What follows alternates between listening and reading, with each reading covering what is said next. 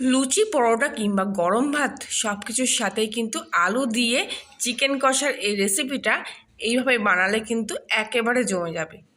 নমস্কার বন্ধুরা, কলিনের রান্নাঘরে আপনাদের সবাইকে অনেক স্বাগত। আজ আমার রেসিপি হলো চিকেন কষা। এখানে আমি 1 কিলো মতো চিকেন নিয়েছি, আর তার মধ্যে পরিমাণ মতো লবণ আর হাফ চামচি মতো হলুদ, একটা গোটা টমেটো কুচি, আর চিকেনটা ম্যারিনেট করার জন্য প্রয়োজন মতো তেল, আর দিয়ে দিচ্ছি বড় চামচের 1 চামচ মতো টক দই। সব কিছু দেওয়া কমপ্লিট হয়ে গেছে। এবার আমি ভালো করে চিকেনটা কিছুক্ষণের জন্য মাখিয়ে নেব।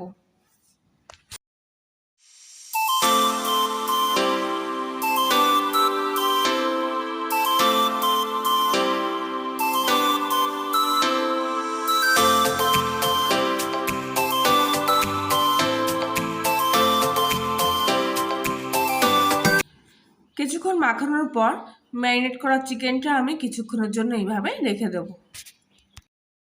1 কিলো চিকেনের জন্য আমি এখানে 100 গ্রাম মতো রসুন ছাড়িয়ে নিয়েছি, আর 50 গ্রাম মতো আদা নিয়ে নিয়েছি। আদা রসুনের সাথে কয়েকটা কাঁচা লঙ্কা আমি মিক্সচারে পেস্ট করে নেব। কড়াইতে কিছুটা তেল গরম করে নিয়ে আমি এখানে কয়েকটা কেটে রেখেছিলাম। যেহেতু মাংসটা আমি আলু দিয়ে করছি, তাই আলুগুলো সামান্য হলুদ আর লবণ দিয়ে ভেজে নেব। আলুগুলো কালার চলে আসা অবধি কিন্তু কিছুক্ষণ ধরে আমি ভেজে নেব। কিছুক্ষণ পর দেখুন আলুর কালারটা কিন্তু অনেকটাই চলে এসছে, আর এবার আমি আলুগুলো তেল থেকে ছেঁকে নেব। আলু ভাজা তেলের মধ্যেই আমি কয়েকটা দারচিনি কুচি, আর দিয়ে দিচ্ছি সাদা জিরে, একটা গোটা তেজপাতা, একটা গোটা শুকনো লঙ্কা ফাটিয়ে দিয়ে দিলাম।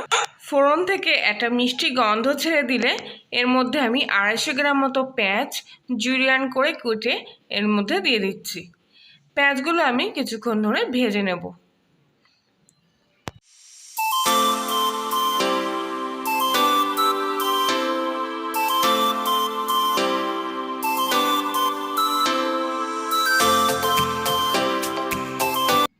কিছুক্ষণ পর পেঁয়াজের কালার চলে এসেছে, আর পেঁয়াজ থেকে কিন্তু তেলও ছেড়ে দিয়েছে। এবার এর মধ্যে আমি আদা রসুন আর কাঁচা লঙ্কার যে পেস্টটা করে রেখেছিলাম সেগুলো এর মধ্যে দিয়ে দিচ্ছি। পেঁয়াজের সঙ্গে আদা রসুনের পেস্টটা ভালো করে মিশিয়ে নেব, আর কিছুক্ষণ ভাজা হওয়া অবধি অপেক্ষা করব।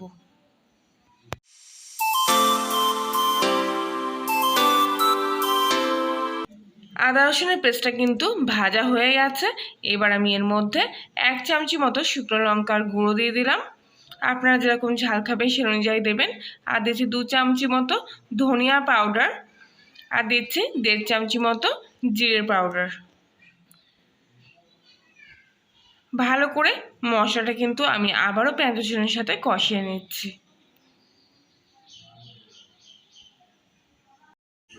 লবণ হলুদ কিন্তু আমি মাংসটা ম্যারিনেট করার সময় দিয়ে রেখেছিলাম, তাই মশলা কষার সময় হলুদ লবণ আমি কোনোটাই দিচ্ছি না। আর তাছাড়াও চিকেনে কিংবা যে কোনো মাংসতে কিন্তু হলুদের পরিমাণটা বেশি হয়ে গেলে কিন্তু মাংসের স্বাদ নষ্ট করে দেয়। মশলাটা কিছুক্ষণ ভালো করে কষিয়ে নেব। আর দেখুন কিছুক্ষণ পর মশলাটা গায়ে থেকে তেল ছেড়ে দিয়েছে। এবার আমি এর মধ্যে আগে থেকে ম্যারিনেট করা চিকেনটা দিয়ে দিলাম। চিকেন দিয়ে কিন্তু এবার আমি মশলার সাথে ভালো করে কষিয়ে নেব।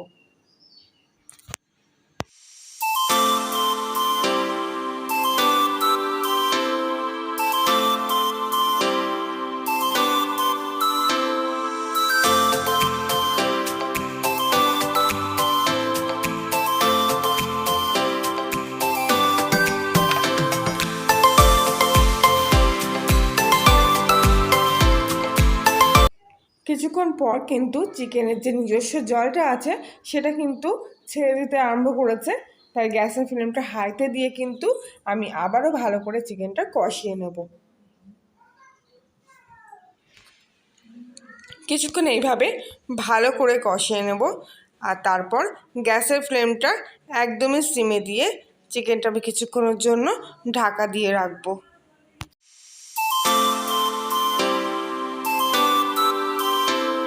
প্রায় 10 মিনিট সিম আছে এইভাবে ঢেকে রাখার পর এখন আমি ঢাকনাটা খুললাম, আর দেখুন চিকেন থেকে কিন্তু আরও এক্সট্রা জল বেরিয়েছে। এবার কিন্তু গ্যাসের ফ্লেমটা পুরো হাইতে দিয়ে আমি আবারও চিকেনটা কিছুক্ষণের জন্য ভালো করে কষিয়ে নেব। কিছুক্ষণ কষিয়ে নেওয়ার পর এর মধ্যে আমি আগে থেকে ভেজে রাখা আলুগুলো দিয়ে আবারও কিছুক্ষণ ভালো করে কষিয়ে নেব।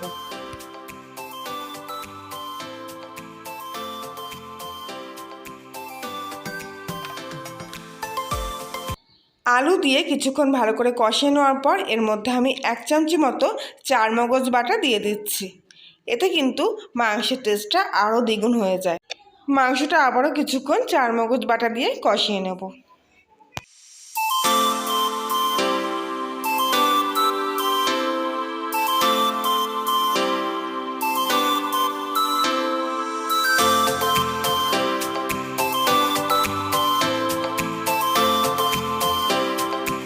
কিছুক্ষণ ভালো করে কষিয়ে নেওয়ার পর আবারও আমি গ্যাসটা সিম আঁচে করে দেবো। আবারও কিছুক্ষণের জন্য ঢাকা দিয়ে রাখবো। ঢাকা দিয়ে কষলে কিন্তু মাংসের স্বাদটা আরও বেড়ে যায়। কিছুক্ষণ পর আবার ঢাকনাটা খুললাম, আর এবার দেখুন পুরো মাংস আর মশলার গায়ে থেকে কিন্তু তেল ছেড়ে দিতে আরম্ভ করেছে। আমি কিন্তু মাংসে কোনো জল দিলাম না। চিকেনের যে নিজস্ব জল আছে তাতেই কিন্তু চিকেনটা সেদ্ধ হয়ে গেল, আবার আলুগুলো কিন্তু সেদ্ধ হয়ে সুন্দরভাবে কষাও হয়ে গেছে। এর মধ্যে আমি এবার 1 চামচি মতো গরম মশলা দিয়ে দিলাম, আর ভালো করে মাংসটা আবারও নাড়িয়ে চাড়িয়ে নিলাম। চিকেন কষা কিন্তু আমার একেবারে রেডি হয়ে গেছে। গ্যাসটা এবার আমি অফ করে দেবো, আর কিছুক্ষণ রান্নাটা রেস্টে রেখে দেবো।